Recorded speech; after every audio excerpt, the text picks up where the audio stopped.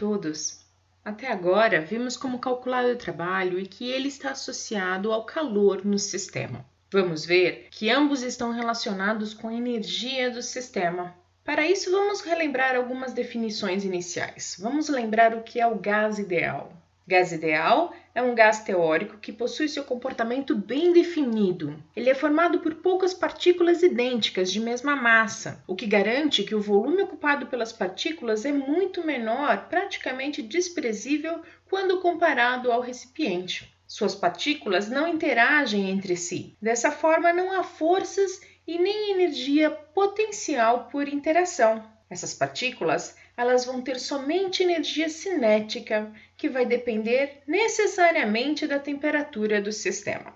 O gás ideal obedece à equação PV igual a nRT, onde esse N minúsculo é o número de mols de moléculas presente no gás e R é a constante universal dos gases. Analisando sua unidade, Joule por mol Kelvin, podemos ver que seu significado está ligado com a quantidade de energia por mol. Essa primeira equação que nós temos, PV igual a nRT, nós estamos pensando no número de mols no gás. Mas também nós podemos pensar essa relação pensando nas partículas do gás.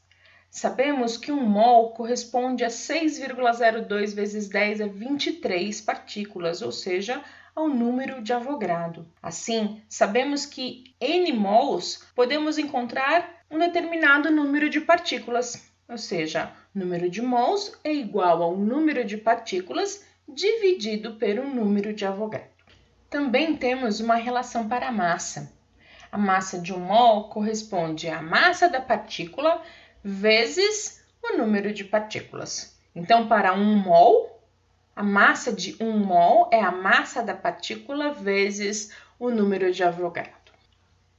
Se R é a constante que está associada à energia do corpo de um gás, podemos obter a constante para uma única partícula. Essa constante se chamará K, a constante de Boltzmann, e ela é simplesmente o valor R dividido pelo número de Avogadro. O valor de K é dado por 1,38 vezes 10 a menos 23 Joule por Kelvin partícula. Reunindo essas informações, podemos reescrever a equação dos gases ideais para partículas, saindo de PV-nRT, chegando em PV igual a N maiúsculo KT, onde esse N maiúsculo agora é o número de partículas.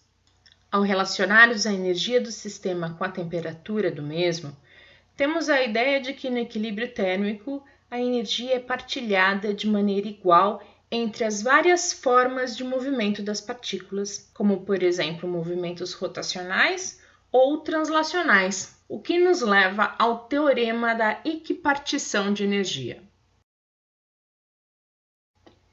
No teorema da equipartição de energia, toda partícula possui um número chamado grau de liberdade F. A cada grau de liberdade está associado, em média, uma energia dada por meio de kT por partícula ou meio de RT quando a gente fala de mol de partícula. Graus de liberdade são as formas com as quais as partículas podem se mexer, seja por rotação ou translação. Em um átomo isolado, um gás monoatômico, ele pode girar nos 3 eixos, seja x, y ou z, ou seja, ele tem o grau de liberdade F igual a 3.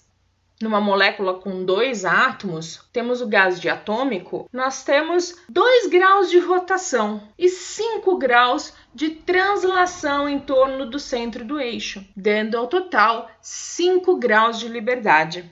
Já em moléculas com 3 ou mais átomos, ou seja, os gases poliatômicos, nós temos os 3 graus de rotação mais os 3 graus de translação, dando no total 6 graus de liberdade. Em particular, para gás poliatômico, vai depender de cada molécula, de cada tipo de gás poliatômico.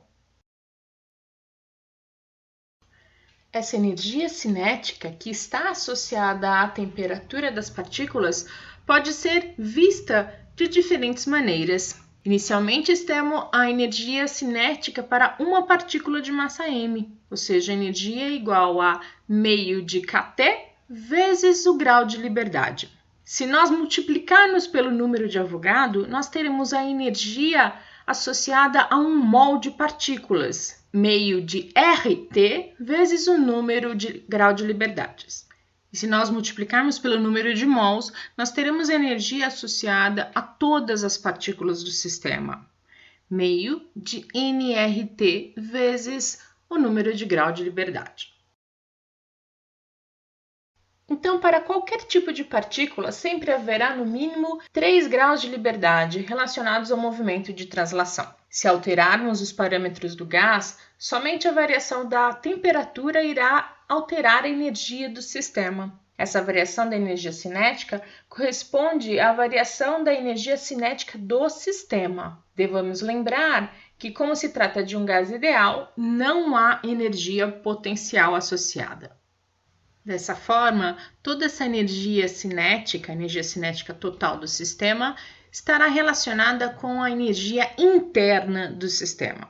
A variação da energia interna do sistema, então, será dada pelo número de graus de liberdade vezes meio de nR vezes a diferença de temperatura que o gás sofrer.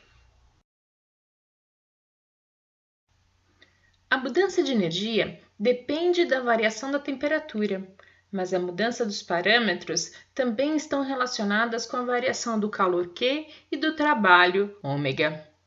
O calor e o trabalho dependem dos estados iniciais e finais que são alterados durante os processos termodinâmicos. Podemos relacionar essas 3 grandezas através da primeira lei da termodinâmica, que nos diz que a variação da energia interna do sistema é igual ao calor menos o trabalho.